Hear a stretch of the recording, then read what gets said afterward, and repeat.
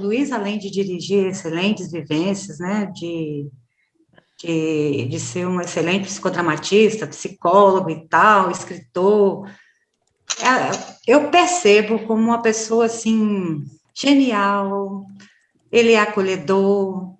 Gente, ele é um cantor, um músico maravilhoso também. Ele vai dar uma palhinha para a gente no sarau. O que mais que eu posso falar, Luiz? É porque eu gosto de você, uai. Aí, só isso tá bom, né? Ele é uma pessoa Perfeito. cativante. É, isso aí. Muito feliz de você estar aqui com a gente, tá bom? Obrigado, Leonardo. Sereno, paciente. Não é? Em nenhum momento ele falou: olha, eu aqui, gente, eu não sou palestrante. Não é, Séries? Então, pois é, uma serenidade assim que contagia. Obrigado, Séries. Obrigado. Alguém deseja falar mais alguma coisa sobre o Luiz? Quem o conhece? Complementar o que a Séries falou, o que eu disse? Eu brinco muito com o Luiz no nosso grupo. Nós temos um grupo que ele participa e a gente brinca muito, né, Luiz? Eu adoro brincar com você. Ótimo, eu também gosto, Penha. É recíproco. Que bom.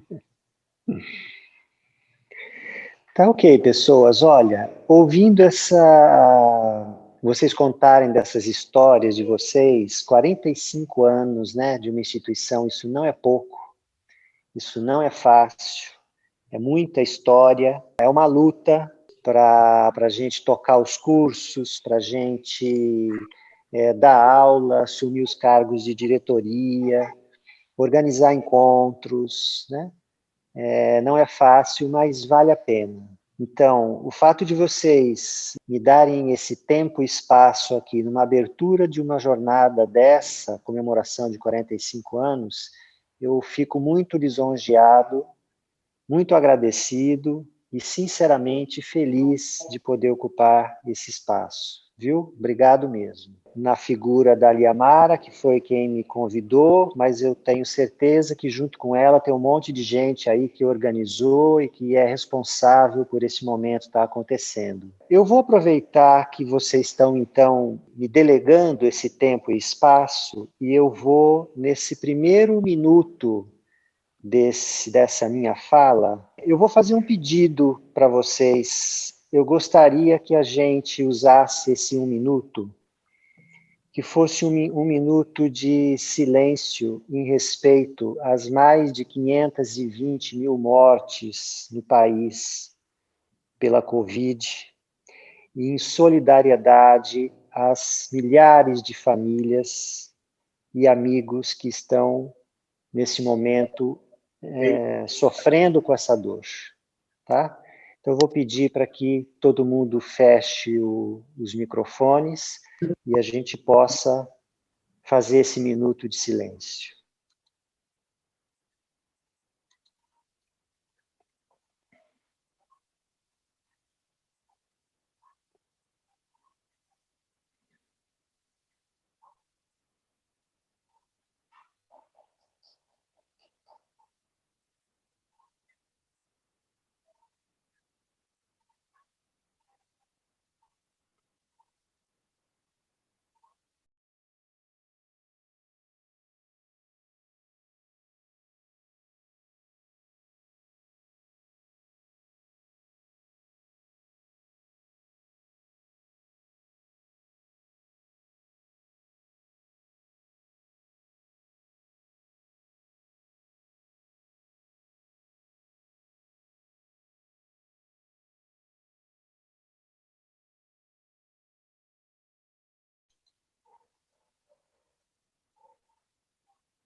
É tão pouco que a gente pode fazer, mas se a gente puder fazer um pouquinho, já é importante. Eu sempre me lembro daquela história que o Betinho contava, o Betinho sociólogo, que tinha o beija-flor que estava pegando fogo na floresta e ele ia com o biquinho dele jogar água na floresta e voltava para pegar mais água e os bichos começaram a dizer para ele: pô, beija-flor, mas você quer apagar a floresta, apagar o fogo da floresta com a aguinha do seu bico? E ele disse: eu estou fazendo a minha parte, fazendo a minha parte, é o que dá para a gente fazer.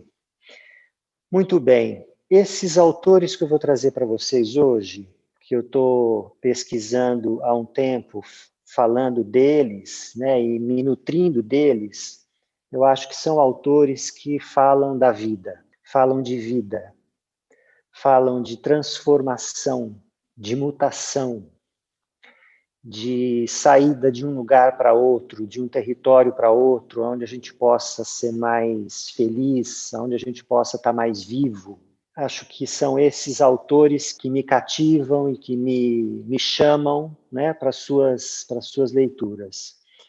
Autores especificamente da literatura, que é justamente a costura que eu tenho feito da literatura com o psicodrama. Eu comecei essa história há anos atrás. Queria contar para vocês que a primeira vez que eu comecei a fazer essa articulação de um autor da literatura com o psicodrama foi aí em Brasília, no primeiro Fronteiras, que a Valéria e o Devanir organizam.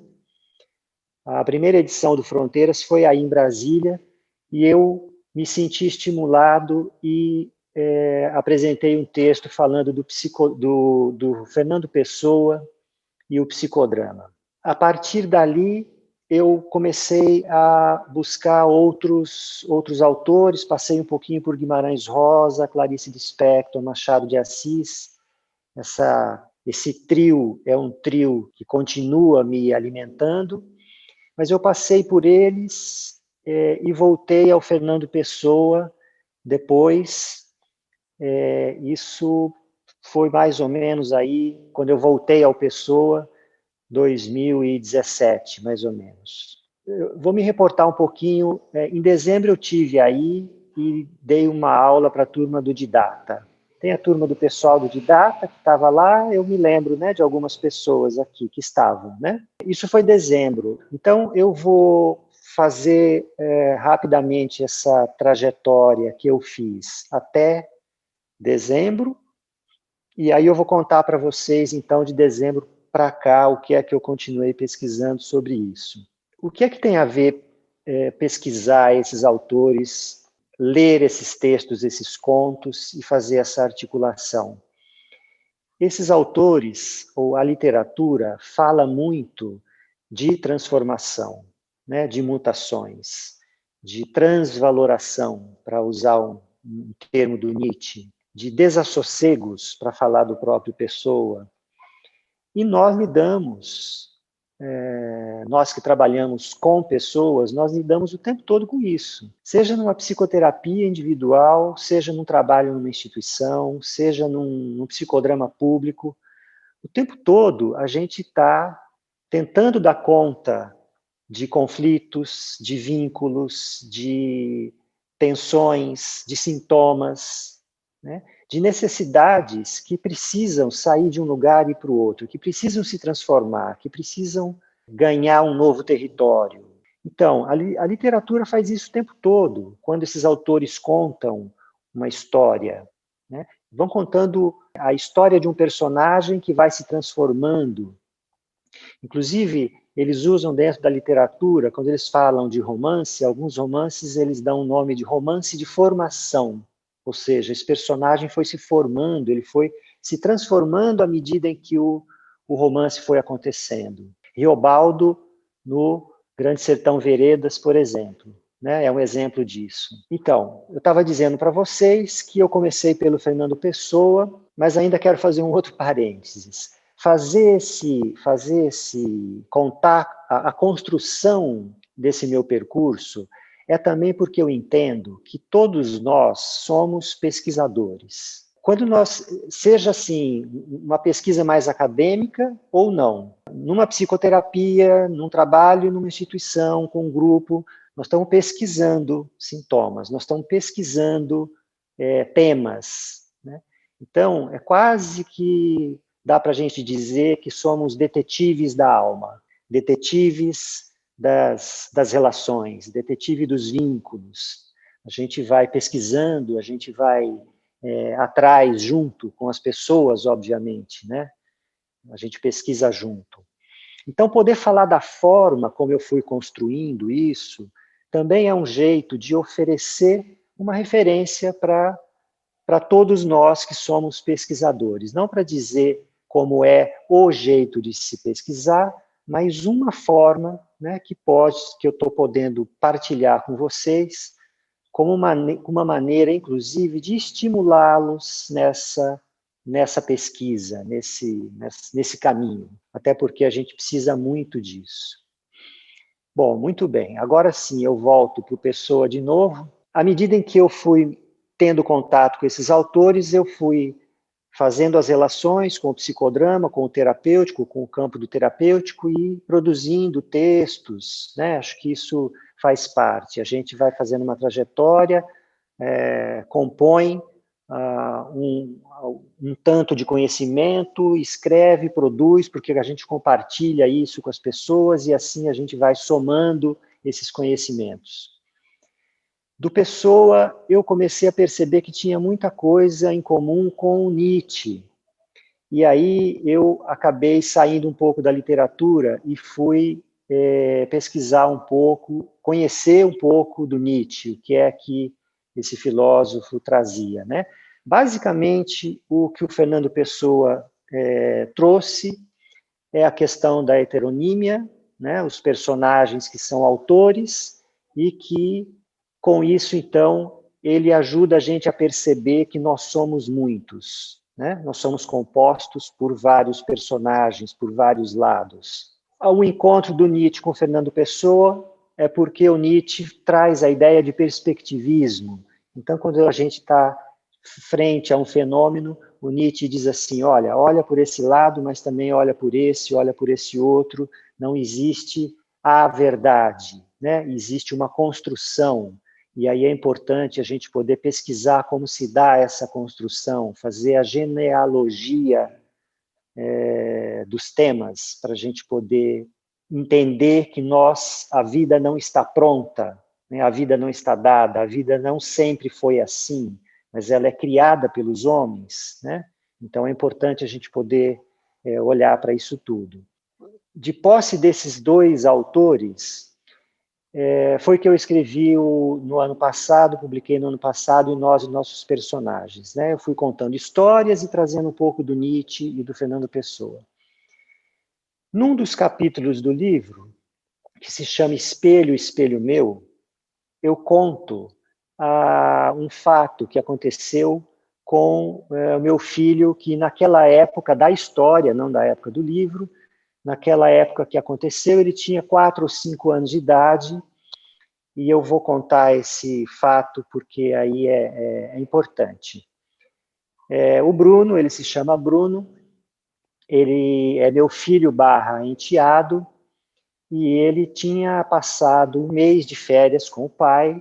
Eu fui buscar o pai biológico, eu fui buscá-lo, e quando a gente está chegando em casa, ele no banco de trás do carro, ele começa a brincar, a fazer um solilóquio e a dizer assim, Bruno, está na hora de ir para a escola. Bruno, você não tomou banho ainda. Bruno, você precisa comer. Bruno. Eu arregalei o olho, né? Falei, caramba, o negócio tá brabo, né? Ele passou 1 mês aí de férias, sem horário, né, tranquilo, e ele está olhando para essa rotina desse jeito, né? Então, será que nós aqui em casa estamos pegando demais no pé dele? Bom, a gente sobe, a hora que a gente sobe, eu vou para o quarto dele e, de uma forma muito espontânea, eu sento na cama dele e começo a dizer, eu não quero estudar, eu não estou com fome, eu quero ver televisão, vocês são muito chato. Aí foi a vez dele arregalar o olho, ele estava na porta, olhando para mim, aí ele disse assim, mas esse aí sou eu. Então, ele fez um espelho para mim, eu fiz um espelho para ele, a gente nem falou nada mais disso, mas estávamos muito bem conversados. Da minha parte, eu passei a ficar mais atento, se você não estava pegando muito no pé, né? E ele deve ter também percebido, né, que ele tinha que não é só o princípio do prazer que move a gente, que a gente também tem que lidar com o princípio de realidade. Então eu conto essa história no livro, e aí eu trago 5 heterônimos do Fernando Pessoa, falando sobre esse tema do espelho. Acontece que eu também citei alguns autores para dizer assim, olha, na literatura, muita gente fala sobre o tema do espelho. Eu só citei, né? Tem Borges, tem Guimarães Rosa, tem outro autor e tal. Acontece que depois do livro publicado, eu fiquei sabendo que o conto O Espelho, do Guimarães Rosa, foi escrito 80 anos depois do conto O Espelho, do Machado de Assis. E o Guimarães Rosa fez um contraponto ao conto do Machado de Assis. Rapidamente, para falar um pouco desses 2 contos, só para localizar, no conto do Machado de Assis, o protagonista dele, se depara com a imagem transformada do espelho, ele fica muito angustiado com isso, e a saída que ele encontra foi vestir uma farda que ele tinha deixado de vestir. E ao vestir essa farda, que todo mundo elogiava ele com a farda, o percebia só com essa farda de alferes, então quando ele vestiu a farda de alferes, a imagem aparece de novo no espelho. Com isso, então, a gente tem uma crítica do Machado de Assis para dizer assim, olha como nós somos guiados muito pelo que a sociedade nos coloca, pela roupa que a sociedade nos dá e que a gente se veste e passa a ocupar esse lugar dessa forma. Eu estou resumindo bastante o conto porque não é o objetivo da gente aqui, tá? O Guimarães Rosa, por sua vez, ele chega nesse mesmo tema, nessa mesma cena do protagonista, frente à imagem que está transformada. Ele também fica angustiado com isso, só que ele vai fazer um outro caminho. Ele enfrenta essa imagem, ele tenta descobrir o que está acontecendo, ele tenta se desfazer, no conto ele vai narrando isso, das hereditariedades, das roupagens que a sociedade nos coloca, dos fatores emocionais, ele vai fazendo meio que uma catarse disso, até que a imagem some totalmente do espelho. E a hora que a imagem some totalmente do espelho, depois de um tempo, depois de uma certa reflexão, começa a aparecer uma luzinha lá no fundo do espelho, e essa luzinha depois começa a se transformar num rosto de uma criança. Então, o Guimarães Rosa, diferentemente do Machado de Assis, ele foi atrás, depois que ele se despoja dessa imagem construída que a sociedade nos dá, ele vai atrás de algo que é mais genuíno, ele deixa brotar mais algo que seja mais espontâneo, e aí a gente pode pensar que essa criança é um vir a ser que está começando a brotar, é uma nova possibilidade, né? Mais livre, com mais autonomia e tal. Então, o próprio Guimarães Rosa diz que ele faz um salto mortal nessa hora, né? Diferentemente do conto do Machado. Eu fui até aqui em dezembro, eu me lembro que foi isso que eu contei para vocês, para a turma do Didata, e é agora o que eu vou contar daqui para frente, de dezembro para cá, o que eu fui pesquisando sobre isso. Eu continuei ainda pesquisando um pouco sobre outros autores que falavam desse mesmo tema do espelho. Descobri um autor goiano que eu nunca tinha ouvido falar, J.J. Veiga, que também escreve um conto, O Espelho, num livro que se chama Objetos Turbulentos. É um livro muito interessante, porque ele vai passando por vários objetos, um cachimbo, uma carteira e um espelho, para dizer o quanto o contato com esses objetos, muitas vezes, vai provocando nos personagens um deslocamento, né, uma sensação diferente, uma transformação. E é aí que eu estou indo atrás. O que é que esses autores falam de transformação que ajuda, quando a gente está no terapêutico, olhar para esses processos de transformação? Tem um livro também, um livro que se chama Menino no Espelho, do Fernando Sabino. É um livro infanto-juvenil, tá? já está, acho que na sua 60ª edição.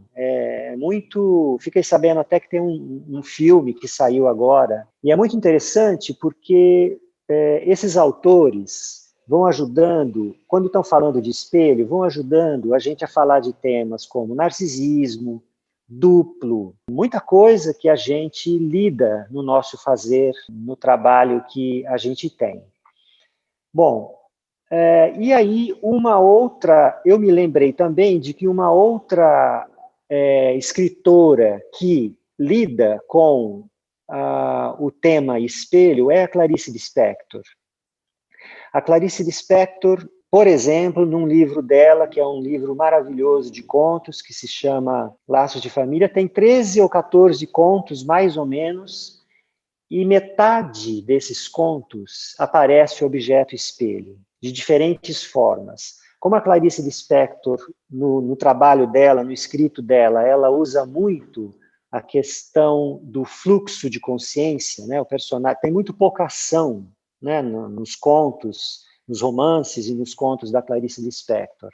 Tem muita pouca ação, assim, numa pequena ação, quando está acontecendo, ela faz uma pausa e ela mergulha no personagem, e o personagem começa a fazer uma reflexão, entra em contato com as emoções, com as sensações e tal, e depois volta, e ali uma outra pequena ação, ou seja, olha como esse mergulho que ela faz, esse fluxo de consciência, faz muito sentido, né? A gente poder beber disso e para poder trazer isso para o trabalho da gente. Bom, mas o que me chamou a atenção, além dessa presença do tema espelho na obra da Clarice Lispector, tem uma pequena passagem de um livro dela que eu queria ler para vocês, vou compartilhar com vocês, que é um trecho bem pequeno, tá?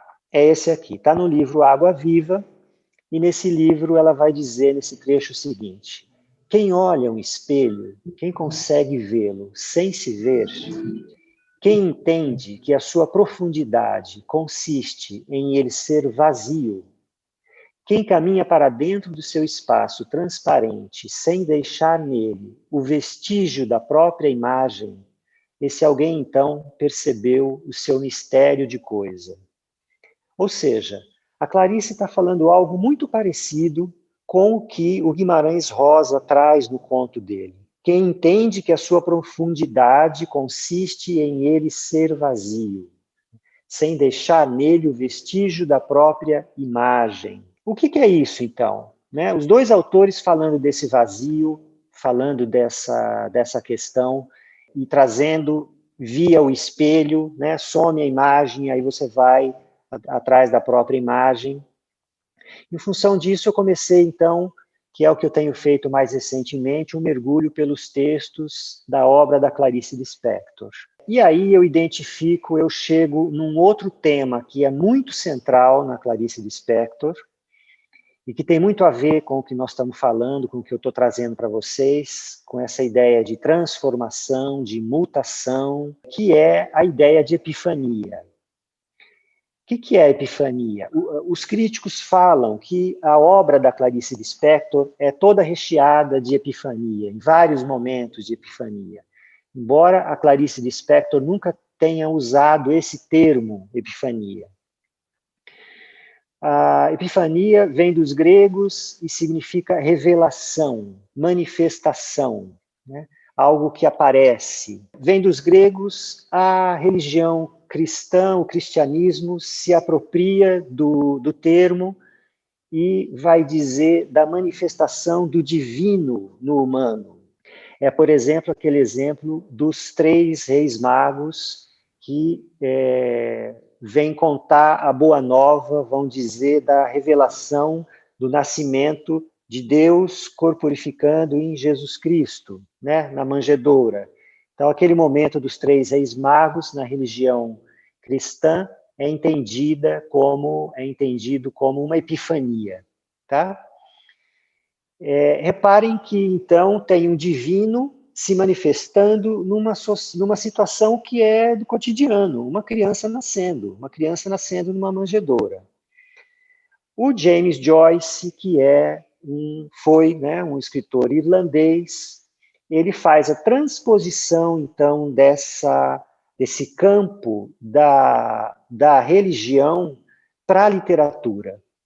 Então, ele vai dizer assim, olha, a epifania se dá não só por esse cunho religioso em situações extraordinárias, mas, na verdade, acontece no dia a dia da gente. E que o escritor, o artista, vale a pena ele tentar se deparar com isso, vale a pena ele registrar isso, entendendo que os artistas têm um radar que tenta captar as coisas que estão acontecendo, captar esse momento de epifania e transformar isso, mostrar essa beleza que acontece, trazer isso a público, registrar isso. Acontece que, para definir a epifania, o Joyce vai usar o seguinte termo, ele fala, é uma manifestação súbita, é uma súbita manifestação que expressa a beleza.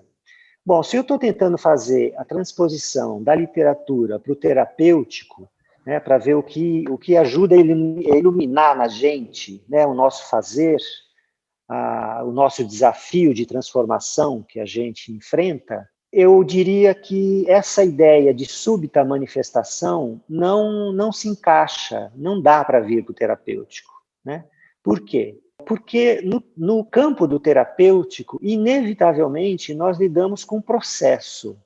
Não dá para ser súbita manifestação.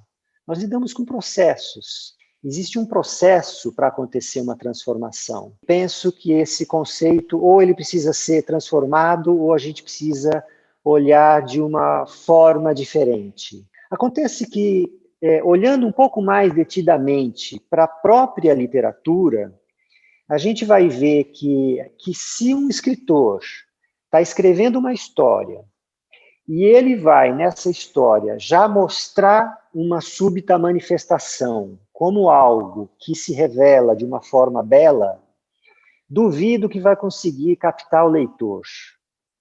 Não é verdade?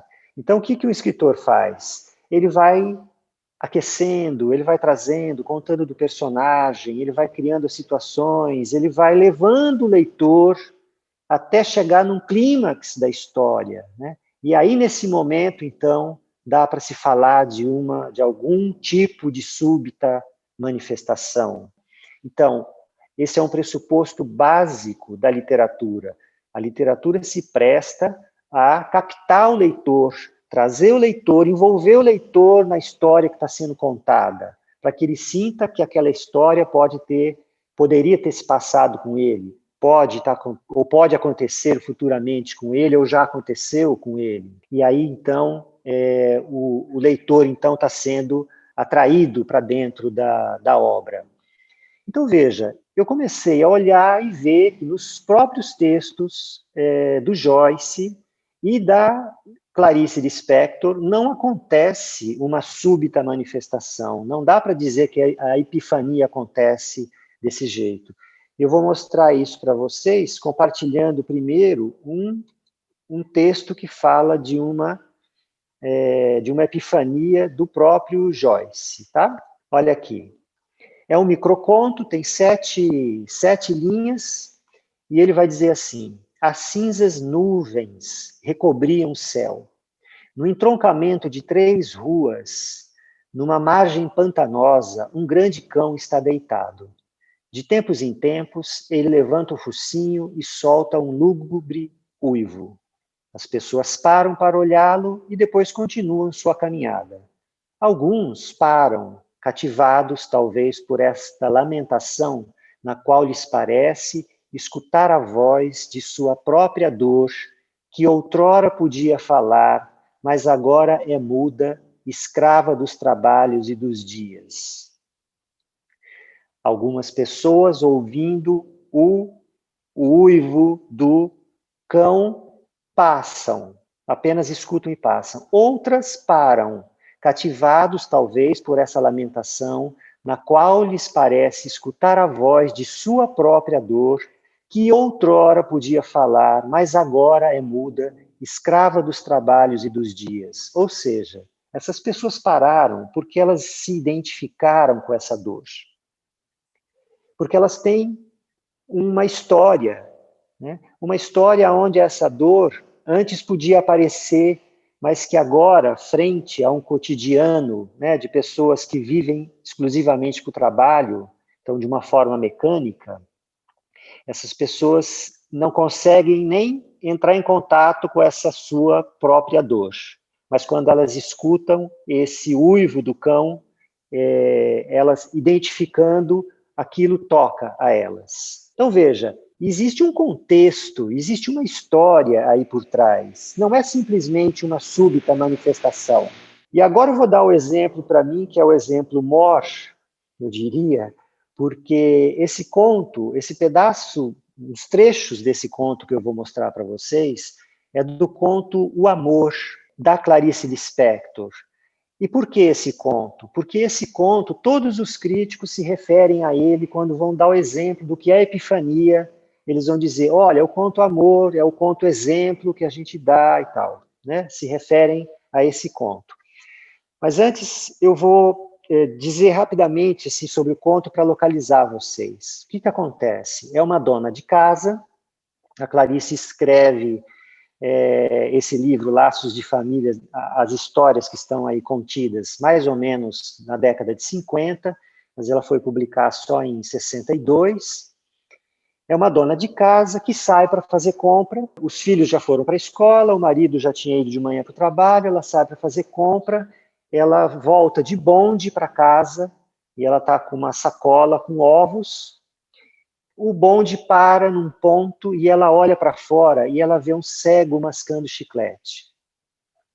Quando ela vê esse cego mascando chiclete, ela é tomada por uma sensação, e que é isso que os críticos dizem. Esse é o momento da epifania da personagem. Aquilo mexe muito com ela. Ela acaba, o bonde arranca novamente, ela acaba passando 2 pontos. Então, literalmente, ela passa do ponto, né? Ela desce e vai voltar a pé andando, só que no meio do caminho ela se depara com o Jardim Botânico no Rio de Janeiro. E aí ela entra no Jardim Botânico, ela está meio transtornada com aquilo, e ela é tomada ali por uma sensação de pertencimento àquele lugar, àquela natureza, os bichos, ela vai se sentindo, fazendo parte daquilo, né?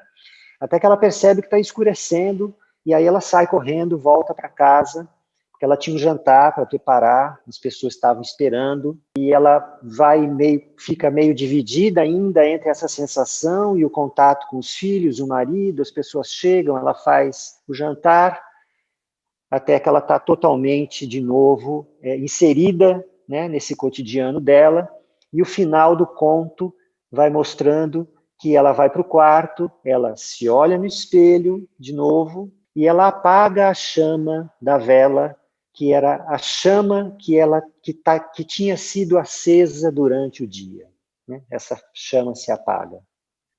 Muito bem, essa é uma síntese da história que acontece. Acontece que quando as pessoas, então, falam da epifania como uma súbita manifestação, eu vou mostrar para vocês uma página que vem antes, uma página só, que vem antes do encontro dela com o cego, do momento em que ela vê o cego, tá? Para exemplificar, então, o que eu estou querendo dizer para vocês. Olha aqui. Recostou-se, então, no banco do bonde, né? Procurando conforto, num suspiro de meia satisfação. Meia satisfação. Os filhos cresciam, tomavam banho, exigiam para si, mal criados, instantes cada vez mais completos. Tem uma insatisfação aí também no papel de mãe. A cozinha era, enfim, espaçosa, ou seja, enfim, espaçosa. Então, ela veio de algum lugar onde a cozinha era bem apertada.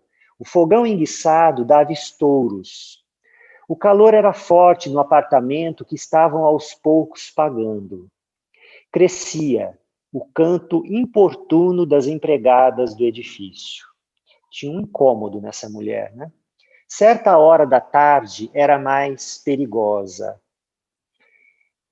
Aqui eu preciso dizer para vocês que no conto a ideia é assim: quando os filhos vão para a escola, o marido foi para o trabalho, certa hora da tarde era mais perigosa, por quê? Era a hora que ela tinha livre, então era a hora que ela começava a entrar mais em contato com ela mesma, né? Por isso que era mais perigosa. Certa hora da tarde, as árvores que plantara riam dela, inquietava-se. Todo o seu desejo vagamente artístico encaminhara-se há muito no sentido de tornar os dias realizados e belos. Ou seja, ela tinha desejos artísticos, né? Mas eles foram se esvaindo no sentido de tornar os dias realizados e belos. Ou seja, a vida de uma outra forma que foi acontecendo para ela, né? Com o tempo, seu gosto pelo decorativo, tá? Ela tinha vagamente um desejo artístico, mas o seu gosto pelo decorativo se desenvolvera e suplantara a íntima ordem. Então, aquilo que era um gosto artístico se transformou em algo apenas decorativo e suplantara a íntima desordem. Nessa hora eu lembro um pouco daquela frase do Nietzsche, que ele diz, Assim Falava Zaratustra, tem uma frase bonita que ele diz assim: é preciso ter o caos dentro de si para dar a luz a uma estrela bailarina. Então, essa íntima desordem, esse caos dentro de si, que se a gente enfrentar, como propõe o Guimarães Rosa, ou a própria Clarice Lispector, pode gerar uma transformação, né? Mas essa personagem aqui, o decorativo suplantou essa ordem, essa desordem íntima. Então, vamos deixar abafado, vamos deixar quietinho aqui. Por caminhos tortos, viera a cair num destino de mulher, com a surpresa de nele caber como se o tivesse inventado. Sua juventude anterior parecia-lhe estranha, como uma doença de vida.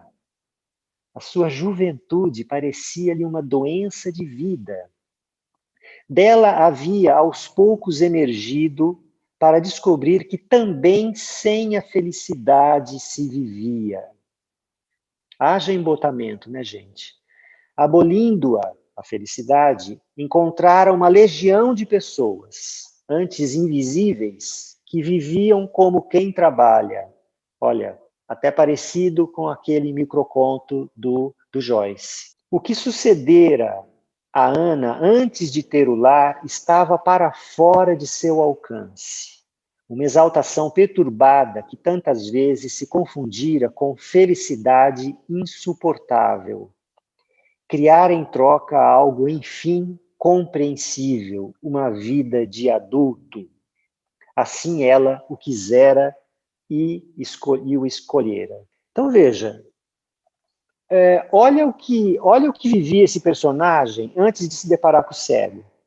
E aí dá para dizer, então, que foi uma súbita manifestação, veio do nada a hora que ela olhou para o cego.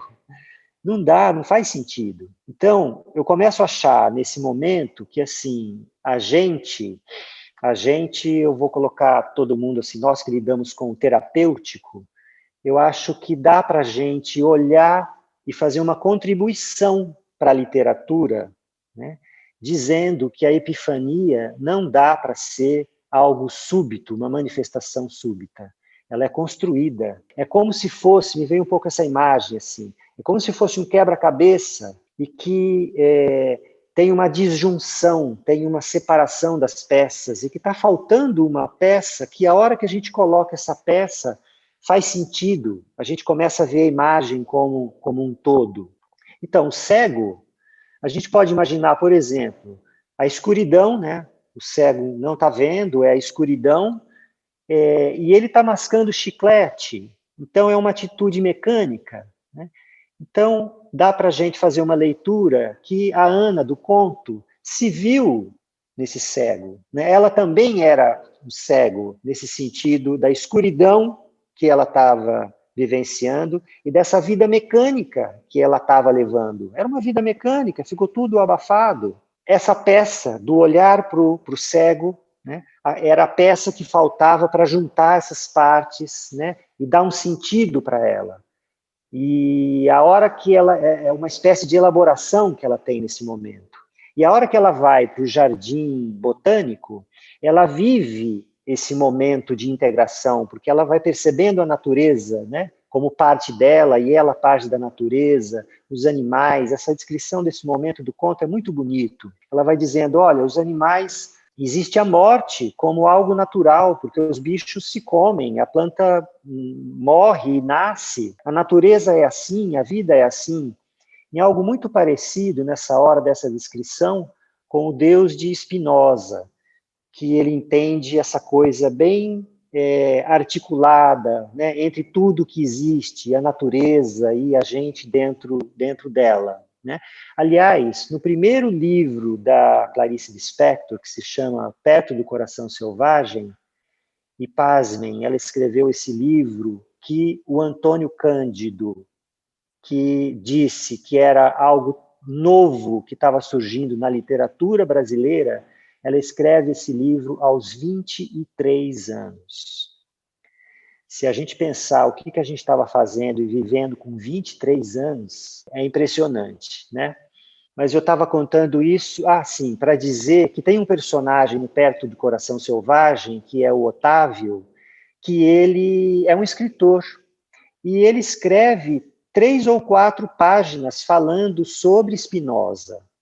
Então, se a Clarice Lispector coloca um personagem no conto dela falando algumas páginas sobre Spinoza, ela conhecia. É claro que ela está fazendo um conto, ela não vai ficar falando, isso vem de Spinoza, não está fazendo teoria. Eu só estou trazendo como referência que é para a gente ver também da onde vem e que não surge do nada. Também não é a inspiração, né, existe, mas eu acho que 90% é transpiração, que a gente procura, a gente pesquisa, a gente escreve, reescreve, e assim a gente vai construindo as coisas, né?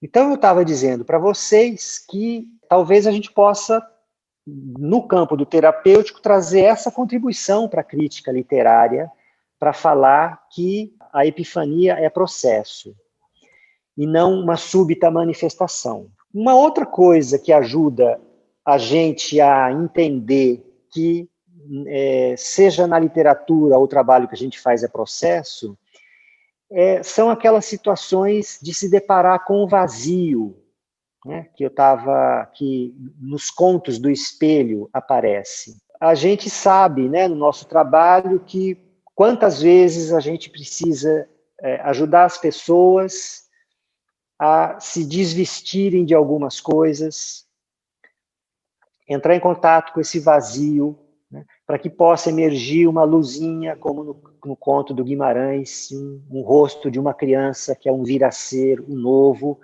não necessariamente numa sequência como essa, né, eu estou falando de uma forma didática, porque nesses processos muitas vezes aparece primeiro um vazio ou aparece algo novo, e aí a gente tem que se desvencilhar do velho, do já conhecido. Então, são várias portas de entrada, mas essa questão de se deparar com o vazio faz parte também e ajuda a gente a perceber que se trata de um processo. E na literatura também. Aliás, essa história do vazio a gente pode pensar, dá para a gente se remeter ao Nietzsche novamente, quando ele fala de niilismo. E ele fala de dois... O Deleuze fala que ele cita 4 tipos de niilismo, mas dá para a gente pensar em 2, que seria assim. Niilismo vem do latim, significa nada, né? Nihil, nada. Então Nietzsche vai dizer assim, olha, já que Deus está morto, ele, na colocação do Nietzsche, né, naquele momento, Deus está morto, aí tem um nada, se bobear, a sociedade vai colocar a ciência ou a modernidade nesse vazio que fica. Então, a gente precisa tomar cuidado com o que a gente faz com os vazios com os quais a gente se depara. Isso é a fala do Nietzsche. Se deparar com o vazio e colocar qualquer coisa no lugar é o conto do Machado de Assis, né? O personagem vai lá e coloca a farda de novo, porque sente a angústia do vazio, não consegue suportar o vazio. E o convite do Guimarães Rosa e tanto da Clarice Lispector é dizendo, não, olha, vamos enfrentar esse vazio, vamos dar tempo para algo de novo brotar aí, não vamos colocar qualquer coisa. Então esse seria um tipo de, que é o que o Nietzsche coloca, de um niilismo mais propositivo, mais afirmativo, né? E não reativo, como aquele primeiro. Então, para dar chance, no nosso linguajar, dar chance, dar oportunidade ao espontâneo criativo poder aparecer, né? Novas possibilidades. Para finalizar, gente, eu queria dizer assim, então acho que a gente tem essa contribuição que a gente pode fazer para a crítica literária, mas se a gente olhar para esse conto mesmo, eu vou pegar como exemplo esse conto Amor, já que eu li para vocês aquele trecho, e falando do quanto a Ana, nessa personagem, estava infeliz por tudo aquilo que ela estava vivendo, dá para a gente pensar numa imagem que eu, no meio da minha fala, já fui trazendo para vocês, dizendo assim, ela estava cindida. Tinha uma parte dela que estava infeliz com os filhos, tinha um outro lado dela que era um lado meio melancólico, porque ela tinha um lado meio artístico, mas que ela não deu vazão para isso. Enfim, ela tinha algumas partes que estavam desconectas dela. Essa insatisfação que ela trazia, quando ela se depara com o cego no ponto de ônibus, mascando chiclete, e que é a peça que vem dar uma ligação entre essas partes que estavam cindidas, e aí ela vai para o Jardim Botânico, ela está vivendo ali no Jardim Botânico um momento de integração, né? Que era isso que a gente falou desse Deus spinozano, né? Então ela sai de algo cindido e ela vai para uma situação de integração. E aí eu fico pensando, então, que essa imagem de desintegração, integração, cisão, completude, né? Que é algo infindo, né? Que é o que nós vivemos, é uma linha mestra que pode nos nortear quando a gente estiver atendendo, quando a gente estiver trabalhando com as pessoas. Porque as pessoas muitas vezes chegam até a gente cindidas, né, com os lados separados, né, e nisso tem um sofrimento. E o que a gente tenta fazer? Nós vamos usar o método, nós vamos usar os recursos que a gente tem para chegar numa imagem, para chegar num personagem protagônico, para chegar num tema protagônico, para chegar numa cena que pode contribuir para que a pessoa junte essas partes que estavam desconectas, uma parte da sua história, uma parte da família, uma parte do relacionamento, enfim, e ela perceba que essas partes têm uma ligação entre si, têm uma influência entre si. Então eu fico pensando que essa pode ser uma linha interessante da gente se apropriar, né? E que a literatura, então, não é a literatura que traz isso, mas lendo esses autores, lendo um conto como esse da Clarice Lispector, desperta esse tipo de imagem para mim, de movimento, de cisão e integração, coesão e dispersão. Agora fazendo, então, uma linha, né? Uma linha lá do começo, até esse ponto que eu estou agora, e que nem falei nada de catarse de integração que a gente tem no psicodrama, né? Mas acho que vou acabar chegando nisso, pensando nesse termo. Eu estou trazendo para vocês aqui, como eu disse, em status nascendi. Não cheguei a fazer essa articulação ainda, mas acho perfeitamente possível.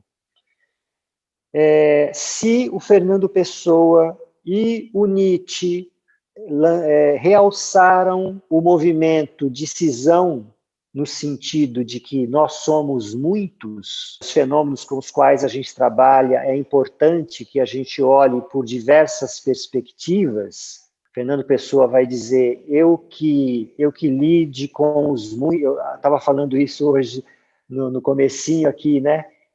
Eu que lide com os muitos de mim, porque são muitos, né? E o Nietzsche vai dizendo, Se a gente não olhar pelo perspectivismo, nós não vamos dar conta da complexidade, porque a vida é complexa, porque as pessoas são complexas. Não dá para a gente olhar para uma forma unívoca, né, por uma única perspectiva. A gente não vai dar conta do humano e das suas relações. Então, se o Nietzsche e o Pessoa falam dessa divisão, eu diria que a obra da Clarice Lispector, dá para, assim, pelo menos é a minha leitura, a obra dela, o olhar dela é para a ligação entre esses diferentes personagens, né? É o desafio de buscar momentos de integração entre esses nossos diferentes lados, né? Quando ela faz esse mergulho interno, o fluxo de consciência, ela vai falando do seu cego também, da sua escuridão, né, do seu lado mecânico, e entrando em contato com isso. Então, veja, são lados dela, da personagem, do personagem, que ela vai buscando uma integração nisso. Então, eu acho que uma obra como a da Clarice Lispector ajuda para a gente ver, então, por essa perspectiva, né, de integrar essas partes em determinado momento estão desconexas. Só para finalizar mesmo, não quero deixar a ideia de que esse movimento de integração ele é positivo, e o movimento de desintegração ele seria negativo. Por quê? Se a gente pensar, né, de novo no trabalho que a gente faz, vamos pensar num trabalho de psicoterapia, um casal, quando se separa, está vivenciando um momento de cisão, né, numa relação. Mas muitas vezes uma separação traz um alívio e é importante para que haja um recomeço, né, para que os pares possam buscar uma nova reintegração, né, um novo momento de integração, de coesão. E se a gente pensar, retomando o conto do Machado de Assis, e entender que o personagem vai vestir a farda porque ele quer se sentir integrado de novo, na verdade ele está pegando a primeira coisa que aparece para preencher o vazio. Então, que integração é essa? Nesse sentido, ela também não foi positiva. Então, não cabe esse tipo de valoração, né? De que a integração é algo positivo e a desintegração não. É simplesmente uma constatação de movimentos que pode ser ora positivo, ora negativo, ora construtivo, ora destrutivo, mas uma constatação que pode ser importante da gente fazer. Muito bem, pessoas, era isso que eu tinha para contar para vocês. Até esse momento onde eu estou, esses autores, cada um, eu vou me deixando levar assim, por eles, né? Um me leva para outro, que me leva para outro conto. Eu estou muito bem nisso, obrigado. São autores maravilhosos, né? Assim, você ficar lendo esses contos, ficar lendo, né, vendo esses personagens, isso é uma delícia de fazer. Agora eu queria, nós temos um tempo, né, ainda uma meia hora, eu gostaria de saber um pouco de vocês, assim, algumas ressonâncias, algumas questões que vocês poderiam trazer para a gente alimentar essa troca, para a gente poder conversar, tá? Então, fiquem à vontade. Agora eu passo a bola para vocês, então. Luiz, uma percepção aqui.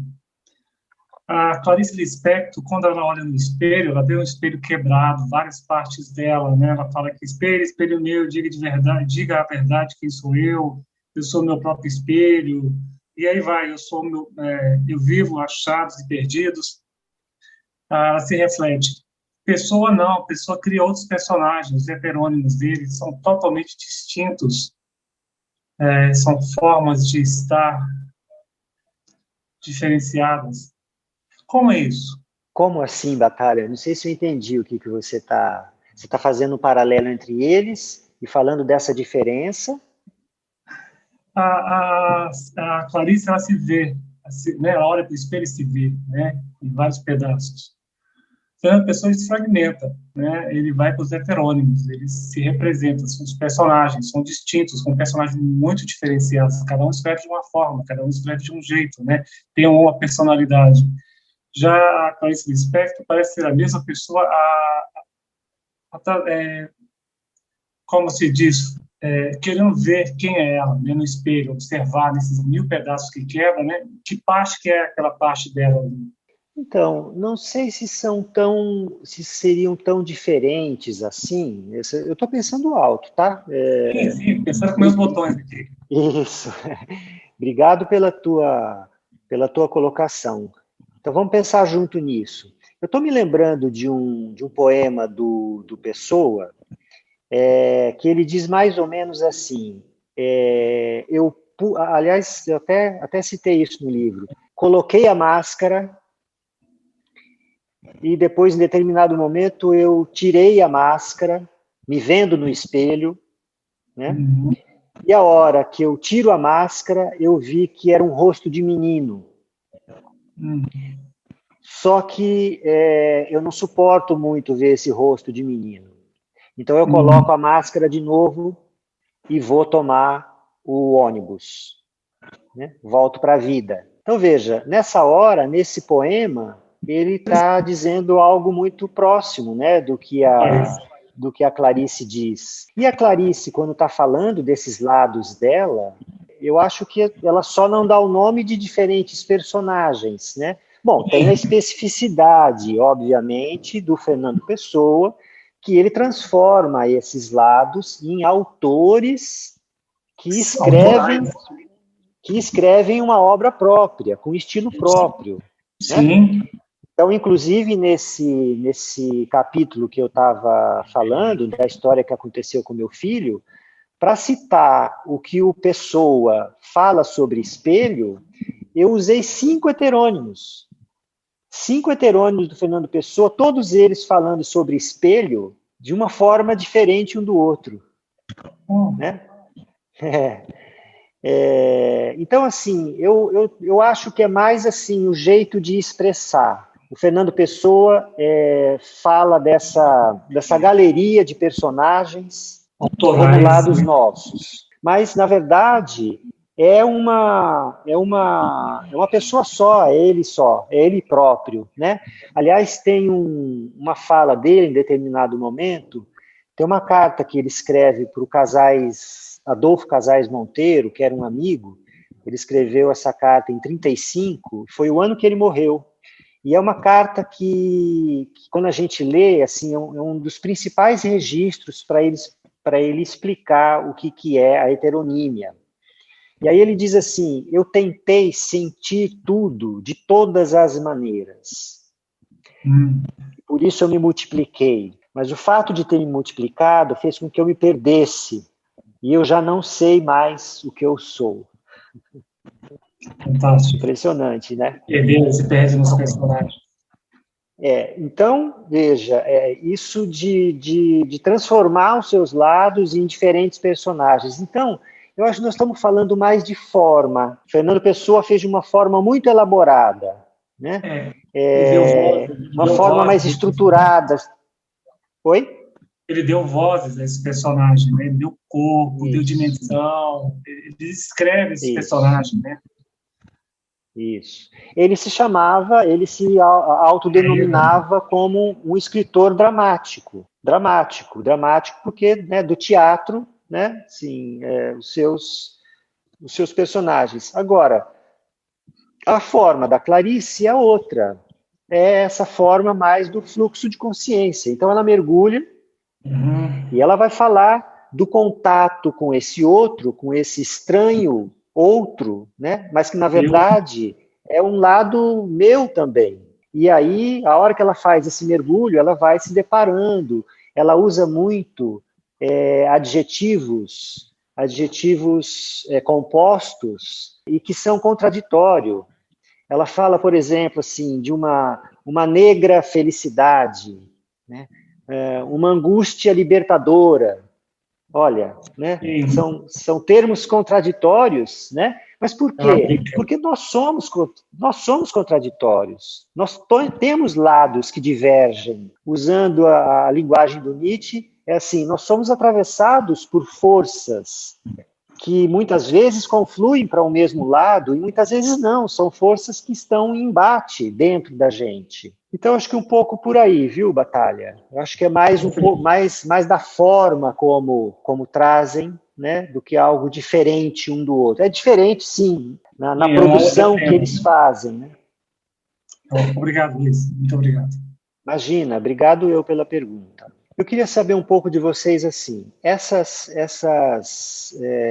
porque quando eu estou falando assim de trazer isso para vocês em status nascente, essas reflexões, também me interessa saber assim, essas correlações que eu fui fazendo, né, para vocês, falando dessa coisa de que esses ingredientes da literatura podem alimentar o terapêutico, isso que eu falei do terapêutico que pode contribuir para a literatura, faz sentido para vocês?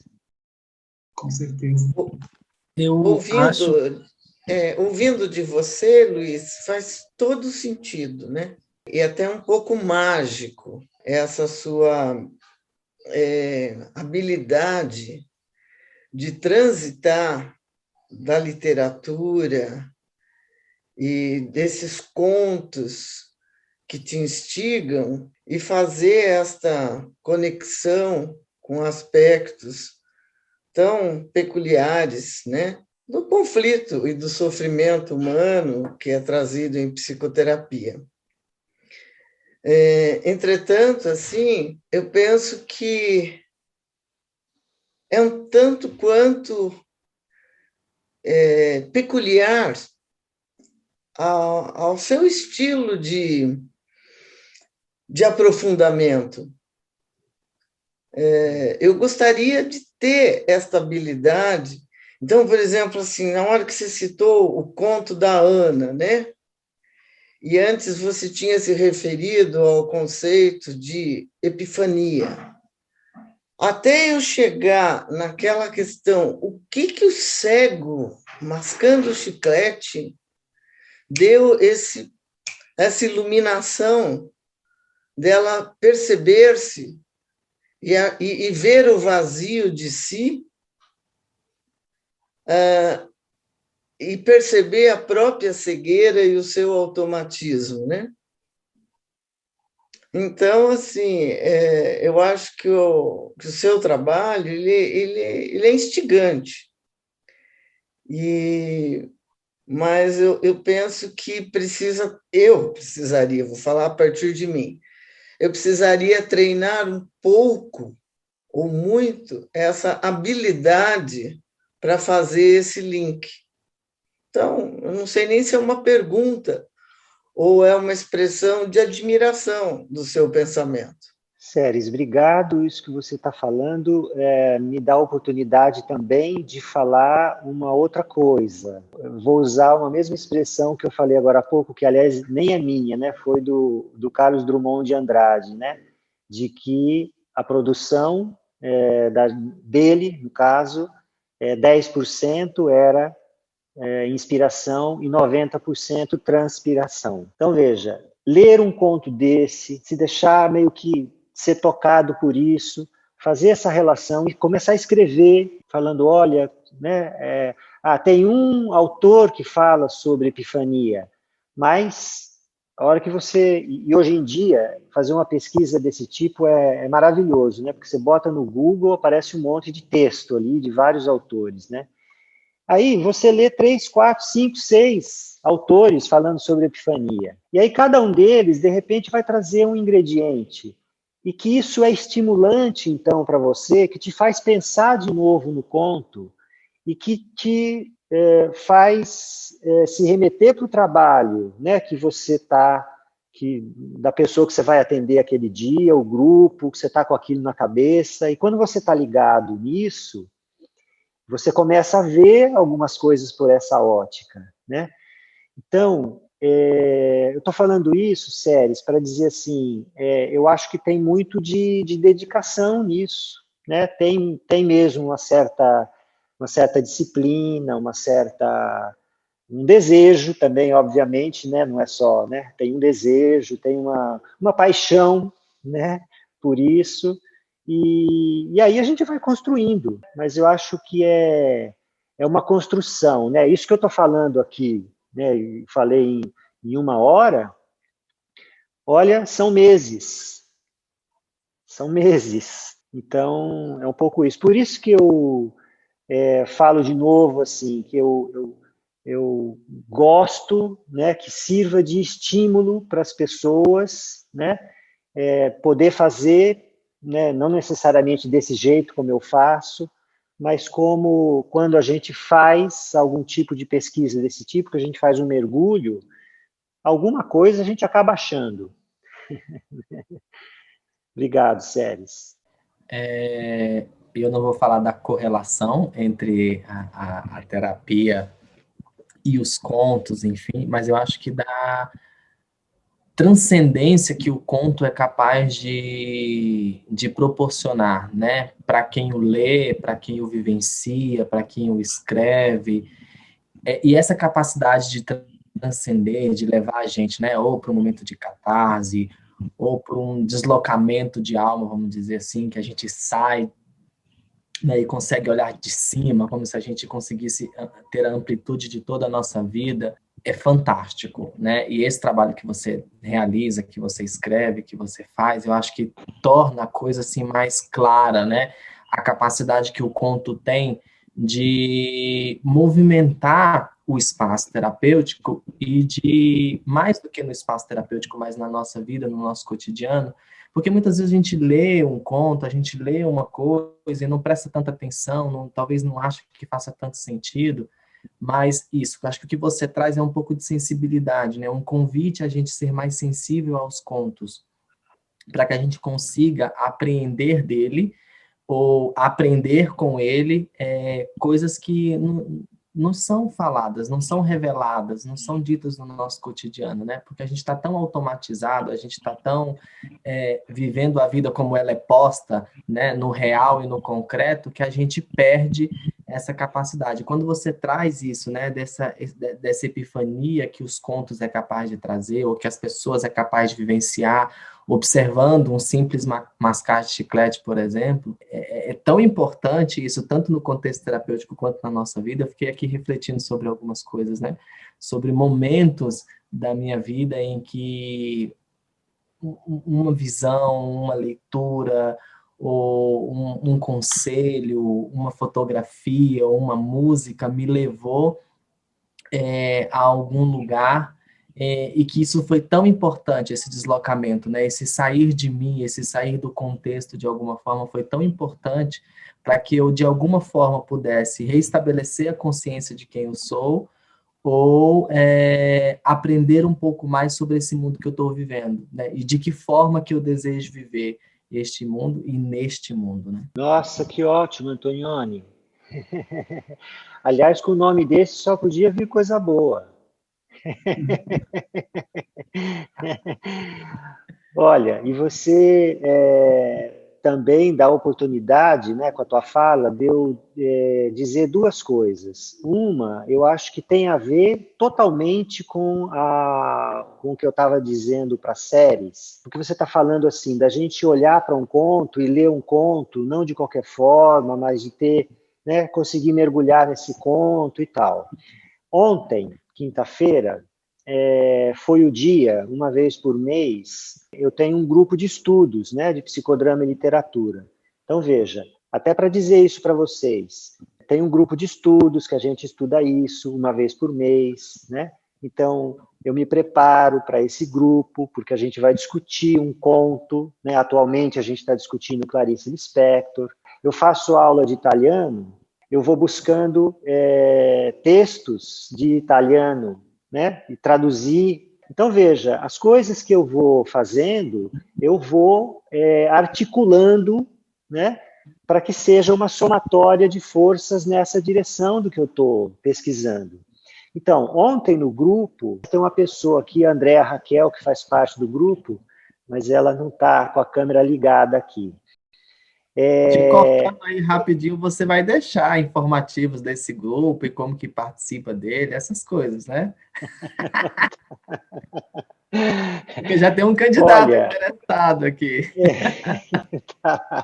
tá bom.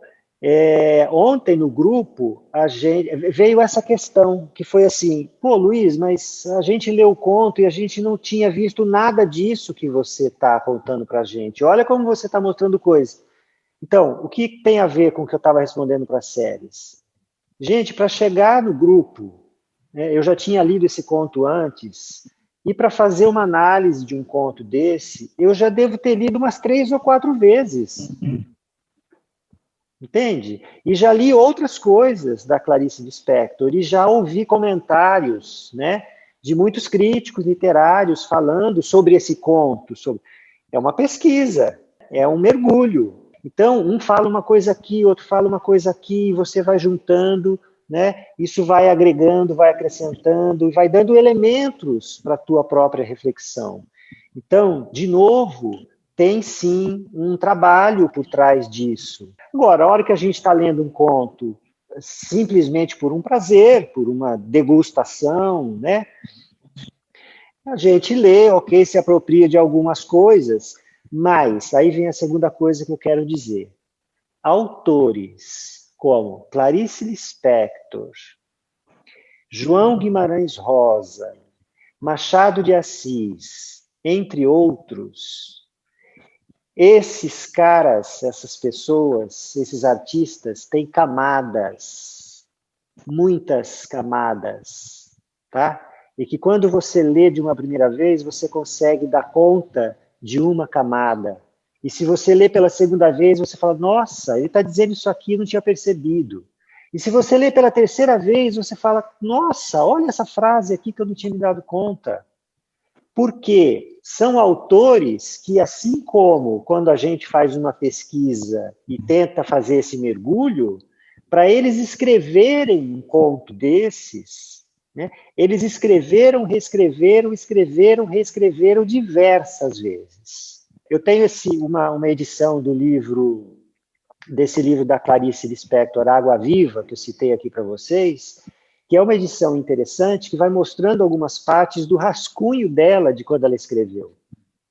Ela escrevia à máquina, mas depois tinha os rabiscos dela, assim, mudando de palavras, e vai para lá, traz para cá, coloca coisa nova, né? E até na hora em que ela levava os originais, porque naquela época não tinha, você não mandava pela internet, né? Tinha que botar na pastinha e levar lá para o... Ela publicou muito em jornal também, ela foi jornalista, foi repórter, né? Publicou muita coisa no Jornal do Brasil. Aliás, tem um livro que é de coletâneas dessas crônicas dela, e que a Marina Colasanti conta que ela trabalhava no Jornal do Brasil e ela era responsável por receber a Clarice Lispector com os contos dela, né? E ela dizia que lá vinha a Clarice com a pastinha debaixo do braço, e a Clarice entregava o conto, só que de repente, até na hora de entregar, ela falou assim, não, mas peraí, ó, acho que essa palavra aqui, tira e coloca essa aqui. Então, assim, também quando se escreve, é uma construção, é todo um trabalho que, quando a gente recebe, ali, essa obra, né, passou por um monte de processo. De novo, a ideia de processo, né, gente? É um processo de construção. Então, tem o processo de leitura, né, que se a gente ler muitas vezes, a gente vai tirando essas camadas, e tem o processo da escrita também, porque autores como esses não têm muito o que trazer. João Guimarães Rosa, gente, sabia dezenas de línguas. Ele inventava palavras novas, né? Tem um trecho do Grande Sertão Veredas, que ele vai falando do rio, né? Acho que era o rio Urucum, se não me engano, que era um rio muito grande, que ele foi se afinando até se transformar em um fiume. Né? Um fiume, dá para a gente entender, né? É um fiozinho de rio. Acontece que fiume, em italiano, é rio. Ele usa a palavra em italiano, né, para falar de um filete de rio, e cabe perfeitamente. Então, é cheio de neologismos, né? Isso enriquece a língua. Temos 5 minutinhos ainda. Tem um Fala, poema Batalha. que eu quero compartilhar e que me guarda bem isso. É um poema do Ferreira Goulart. Ele fala assim: o poema, ao ser feito, ele deve mudar alguma coisa. Nem que Ao seja ser feito, apenas ele deve... o poema, ao ser feito, deve mudar alguma coisa. Nem que seja apenas o próprio poeta.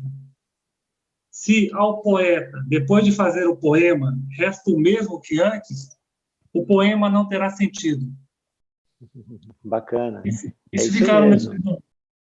É essa questão do tocar, né? Das camadas, como tu falou, né? Se não toca ele primeiro tem que tocar ele. E quem lê também tem que se sentir tocado.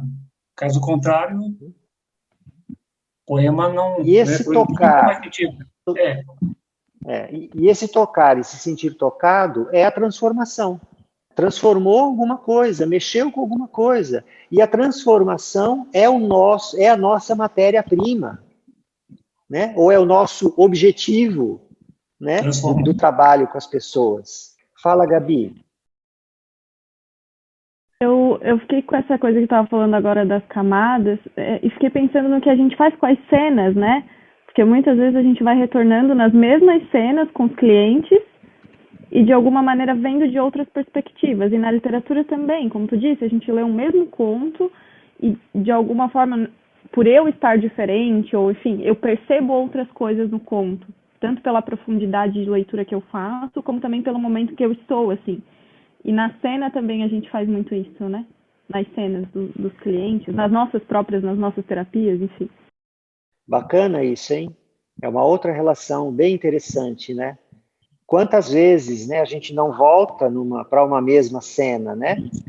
Mas e aí vem aquela ideia de espiral, né? Assim, a gente volta para a mesma cena, mas agora já num outro lugar, né? Mas tem uma outra perspectiva para ver, né? Então aquilo que muitas vezes a gente fala, né? Puxa, mas está repetindo, volta para esse mesmo tema, a pessoa está voltando para essa mesma cena, ou a própria pessoa às vezes coloca isso, né? Assim, pô, mas essa cena parece que nunca se resolve, né? Não saio desse lugar. Não, é porque tem coisas ainda para ver, ainda tem camadas, né? Para poder explorar, tem outras perspectivas. Bacana, boa relação. Eu acho que a Fabi tinha levantado a mão. Eu ia Oi, agradecer Fabi. por essa inspiração, né? Me inspirou muito. Eu acho que sua fala hoje contra foi meu cego mascando chiclete, porque me remeteu a um tempo em que eu via mais literatura e eu fiquei pensando no quanto isso é inspirador, não só para a clínica, mas para o nosso cotidiano. Acho que aquela me marcou muito 2 momentos de hoje. Um foi quando você compartilhou o texto da Clarice, que ela fala assim da felicidade, aquela felicidade longe do trabalho, né? Esse mundo invisível esse mundo dos que trabalham, que é um mundo longe da felicidade. Eu acho que a gente precisa às vezes sair do cotidiano para buscar inspiração, não só para a clínica, mas para a gente mergulhar em nós mesmos, sabe? Então, trouxe isso, e trouxe também, assim, quando naquela parte do uivo do cão, né, eu pensei muito, a gente, tem 2 pessoas aqui da ABP, a gente tem uma parceria com a UNB e a gente está trabalhando com pessoas em luto pela Covid, né, a gente está fazendo um trabalho em grupo. E eu pensei muito na frase de que esse mundo não valoriza entrar em contato com a própria dor, né? E o uivo do cão me trouxe isso, e eu acho que a gente pode levar para as pessoas que a gente encontra na clínica esse contato com a dor de uma forma que seja poética, que seja sensível, delicada, e acho que a sua fala hoje me trouxe isso. Foi muito bom, fez muito sentido. Obrigada. Que bom, Fabi, que bacana. Fico feliz por isso. Eu pego um pouco da sua fala e eu estou vendo aqui um comentário da Andréia, né, dizendo assim, a Clarice é maravilhosa, mas eu venho preferindo os contos do Cortázar para enfrentar a realidade que vivemos, né? Não é isso que a Andréia está dizendo, mas a fala da Andréia, juntando um pouco com o que a Fabiane está trazendo, eu disse para vocês dessa coisa do fluxo de consciência, né, que a Clarice faz esse mergulho, nós estamos falando desse mergulho em si mesmo e tal. Tem muita gente que faz uma crítica ao trabalho da Clarice Lispector, dizendo que é uma literatura que não dá conta do político. O que eu acho uma coisa... Talvez não tenham lido direito a obra dela. A gente pode citar, por exemplo, A Hora da Estrela, que é um livro que ela conta de uma nordestina, né, que vem de Maceió para cá, para o Rio de Janeiro, e fica totalmente perdida, e que é alguém que é explorada pelo sistema, é explorada pelo chefe dela, enfim, ela vai colocando essas questões sociais dentro dessa obra de uma forma muito pungente. Tem uma crônica que a Clarice Lispector escreveu, que se chama Mineirinho. Foi por ocasião de um assassinato de um bandido que se chamava Mineirinho, no Rio de Janeiro. Isso foi em 1962, mais ou menos. E naquela época a polícia matou o Mineirinho com 13 tiros, o que na época era um absurdo, matar alguém com 13 tiros, né? E a Clarice escreve uma crônica dizendo assim, bastava um tiro para matar o Mineirinho. Por que 13 tiros? Que sanha é essa? Que desejo é esse? Então, ali já não era mais o homem público que estava agindo, era o privado, né? Era o desejo privado de matar. Não era mais o policial na sua função pública, né? Então, ela faz essa discussão, né? Esse é mais um exemplo. Numa outra crônica, que se chama Estado de Graça, que ela vai contar um pouco do que seria, veja, ela não usa o termo epifania, mas ela fala de um estado de graça que muitas vezes a gente atinge e tal, que é diferente dos santos. Isso pouco que eu estava falando para vocês, que acontece em situações do cotidiano, só que no final, isso ela publica no jornal. Quando ela foi publicar no jornal, foi 8 dias ou 6 dias depois do assassinato daquele estudante Edson, que ocorreu no calabouço lá no Rio de Janeiro, e que, em função daquele assassinato, teve uma passeata no Rio de Janeiro, passeata na qual ela tem uma foto com a Clarice Lispector lá na frente. Então, ela publica esse artigo falando sobre estado de graça, e no final, como saiu no jornal, ela colocou uma observação, algo do tipo, mais ou menos assim, eu me solidarizo de corpo e alma com a situação trágica dos estudantes brasileiros. Veja, são várias publicações dela, né? Então, assim, o fato de fazer um mergulho em si mesma, de olhar para os diferentes lados e tal, não faz sentido dizer que, em função disso, a Clarice Lispector não foi alguém que olhou para a questão do social, para o político, para as situações em que o Brasil vivia ainda mais naquele momento, né, gente? Da época da ditadura, ela estava no Rio de Janeiro vivenciando aquilo tudo. Então, só para terminar, eu queria ter deixado um pouco isso para vocês também. Acho que já estamos na nossa hora aqui, né? Sim. A Penha, você Obrigado. quer compartilhar alguma coisa? Não, eu estava aqui observando o Luiz Conte falar como Clarice Lispector também traz questões sociais e políticas. Para mim está muito visível em quase todos os contos, né? Até quando ela fala da galinha, né? Assim, o quanto que a galinha se humaniza, de certa forma, numa casa, e a gente acaba tendo compaixão pela galinha que vai ser morta e vai virar vai virar o almoço da família, né? Então, esse conto Amor, ele traz também questões de gênero, com certeza. Eu acho que a gente pode também olhar, ter esse ângulo.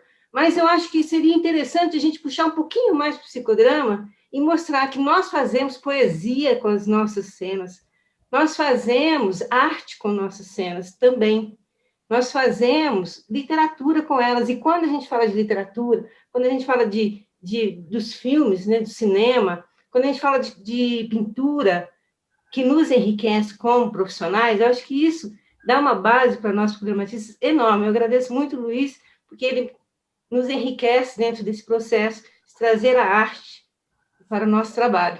Obrigada, Luiz. Obrigado, Pen. Eu concordo plenamente com você, né, de que a gente faz arte mesmo, né? Nós somos bons de fazer arte. Quantas imagens, né? Quantas cenas, quantas frases a gente ajuda a criar e a gente participa disso, né, junto com as pessoas.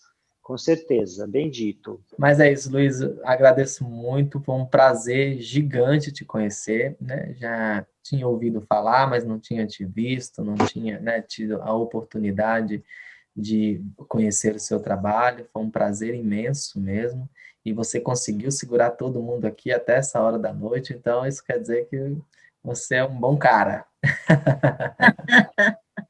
E a gente, né, agradece muito este momento, que foi muito importante, isso de traduzir e de colocar, né, cenas poéticas e dentro do contexto terapêutico.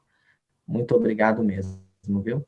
Como sempre, né, e a gente sabe dentro do psicodrama que a gente não faz nada sozinho, então, com uma plateia tão estimulante como essa, deu para ser algo bem legal. Obrigado, viu? Obrigado de novo pela oportunidade. Até uma próxima.